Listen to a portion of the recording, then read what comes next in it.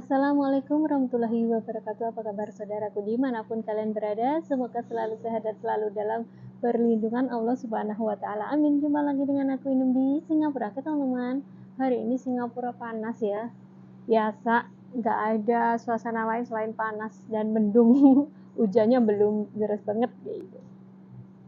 So, hari ini Inum di Singapura itu akan share kepada teman-teman, khususnya bagi teman-teman yang pemula ataupun yang mau datang ke Singapura gitu ya, khususnya gitu.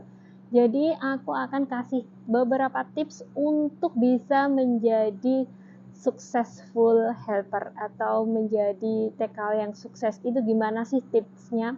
Oke, di sini aku akan bicarakan 3 level kalau kalian ingin jadi TKW yang sukses kayak gitu ya teman-teman.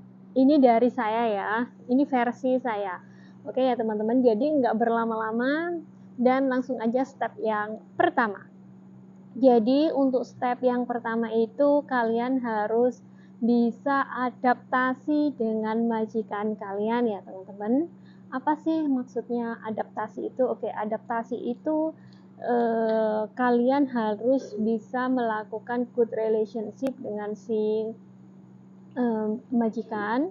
Dan di situ kalian harus banyak-banyak berdoa, bersabar, dan juga pokoknya banyak-banyak berdoa dan bersabar. Itu aja sih tipsnya ya kalau adaptasi dengan majikan. Karena kalian tahu sendiri namanya kerja di luar negeri itu semuanya serba keras. Semuanya tuh serba keras dan serba cepat kayak gitu ya teman-teman ya. Jadi di sini memang sih susah-susah gampang ya, yang namanya adaptasi itu butuh waktu yang nggak cuma setahun 2 tahun gitu ya teman-teman.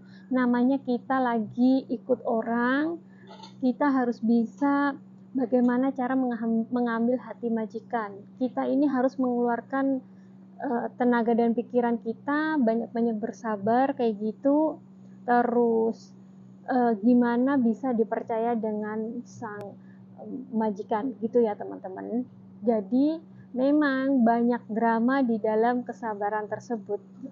Tapi pokoknya kalau kalian bersabar, kalian bisa melewati step yang pertama ini yaitu adaptasi. Nah, kalian akan bisa melakukan step yang kedua ya teman-teman, yaitu apa sih?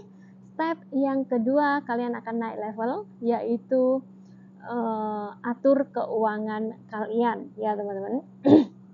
Jadi apa sih yang dimaksud dengan atur keuangan itu? Oke, atur keuangan itu banyak banget yang susah ya. Di sini tuh susah juga sih sebenarnya, susah gampang kayak gitu ya. Karena kenapa? Setiap bulan kita kan mendapatkan gaji gitu ya, mendapatkan gaji, dan di sini kalian jangan pernah mengirim gaji kalian tuh semuanya ke Indonesia gitu. Kalian harus bisa menabung tiap bulan buat diri kalian sendiri atau diri kita sendiri. Itu tiap bulan misalnya gaji 600, kalian harus minimal bisa menabung 50 atau 100 kayak gitu ya. Kayak gitu. Memang saya paham kebutuhan orang itu berbeda-beda ya. Cuman ya nggak bisa kita harus usahakan gitu loh. Jadi karena banyak banget mbak-mbak helper atau TKW kayak gitu, setiap kali mau pulang finish kontrak kayak gitu, itu tuh pasti kebanyakan itu nggak punya uang, karena uang terus dikirim. Kalian harus bisa memanage berapa yang harus dikirim ke Indonesia, berapa yang harus kamu tabung sendiri, terus berapa kamu harus spend setiap kali off day atau spend buat kebutuhan kamu sendiri. Nggak usah banyak gaya di negeri orang kayak gitu, nggak usah aji mumpung. Ya memang sih aji mumpung kalau ada duit, cuman kalian harus bisa memanage gitu ya. Kalau kalian bisa memanage keuangan kalian ini dengan baik, saya jamin kalian pasti enggak bakalan repot kalau waktunya pulang. Dan kalau kalian bisa memanage uang kalian ini dan bisa beradaptasi dengan majikan, waktu itu akan terasa cepat sekali kok teman-teman gitu loh. Waktu itu akan terasa cepat sekali gitu. kalau kalian bisa melewati kedua ini gitu. Terus beda lagi dengan kalau kalian sudah nggak punya tabungan, uang dikirim semuanya, nggak bisa mengontrol kebutuhan diri sendiri, wah itu kalian sampai kapanpun kalian nggak akan sukses, karena selama setahun, 2 tahun, 3 tahun kayak gitu, kalian nggak akan merasakan itu semua. Nanti kalau kalian sudah agak lama di sini kayak gitu, baru kalian akan merasakan gitu. Kok aku sudah kerja di luar negeri berapa lama, kayak gini kok nggak punya tabungan, rumah belum ada, tanah belum ada. Itu kalian pasti akan merasakan sedih, kecewa, kenapa aku nggak dari dulu tuh nyimpen duit kayak gitu ya. Jadi makanya aku tuh sharing buat teman-teman ya, itu berdasarkan banyak pengalaman dan banyak sekali cerita-cerita gitu ya teman-teman gitu. Terus untuk itu ya, semoga semuanya yang satu kedua adaptasi dan bisa memanage keuangan kalian itu adalah beberapa tips. Dan untuk tips yang terakhir, kalau kalian sudah bisa adaptasi dengan majikan, sudah bisa memanage keuangan kalian sendiri dengan baik. Nah, di sini step yang terakhir adalah kalian bisa memprediksi kedepannya itu aku mau apa kayak gitu. Kalau sudah nggak kerja lagi di luar negeri, aku tuh mau apa gitu ya. Kalian harus future kalian, masa depan kalian itu mau digimanain gitu loh ya teman-teman ya.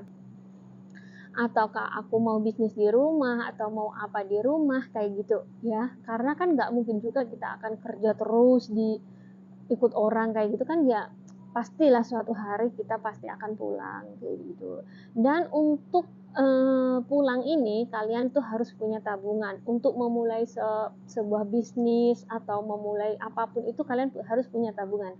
Dan di sini step yang kedua tadi tuh dibutuhkan banget kayak gitu ya. Namanya juga bisnis, itu um, bisnis yang begitu susah di Indonesia kayak gitu ya.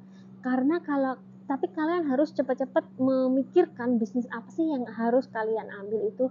Karena kenapa? Kalau kalian semakin lama, semakin lambat, semakin lama nanti kayak gitu, kalian akan semakin gimana ya? Semakin sudah umur sudah tua kayak gitu ya. Umur sudah semakin menua, terus akan semakin lambat gitu loh. Harusnya kalau kalian waktu di sini sudah bisa adaptasi dan manage keuangan kalian itu, nah kalian ini harus start mulai berpikir ini mau kemana ini. Duit tabunganku tuh aku mau bikin bisnis apa, catering atau jualan atau apa kayak gitu, kalian harus sudah ataupun memulainya gitu ya. Karena kalau kita nanti nunggu pulang terus kita baru mulai, itu tuh kayaknya ribet banget teman-teman. Karena mumpung selagi kita masih di sini, paling enggak yang di rumah itu ada yang namanya bisnis itu pasti memulai dari nol, itu kayak kita beradaptasi tadi gitu. Susah gampang gitu loh teman-teman. Jadi kalaupun ada misalnya bisnis gitu, catering, kalau belum ada belum rame, belum lancar kayak gitu, kalau ada kebangkrutan apa bangkrut gitu ya istilahnya, itu bangkrut gitu, kita masih bisa nyuntik dana dari sini gitu loh. Jadi ya usahakan harus secepat mungkin kalau kita sudah memanage uang, punya tabungan, itu digunakan diputerin buat bisnis kayak gitu ya. Tapi yang halal aja ya gitu. Jangan bisnis yang rentenir atau apa kayak gitu-gitu. Pasti kalian cepet kaya tuh. Ya kayak gitu ya. Jadi itulah beberapa tips dari aku kalau kalian mau jadi sukses TKW atau TKI di luar negeri gitu ya. Semoga informasi ini berguna buat teman-teman di luar sana. Dan cukup sekian. Wassalamualaikum warahmatullahi wabarakatuh.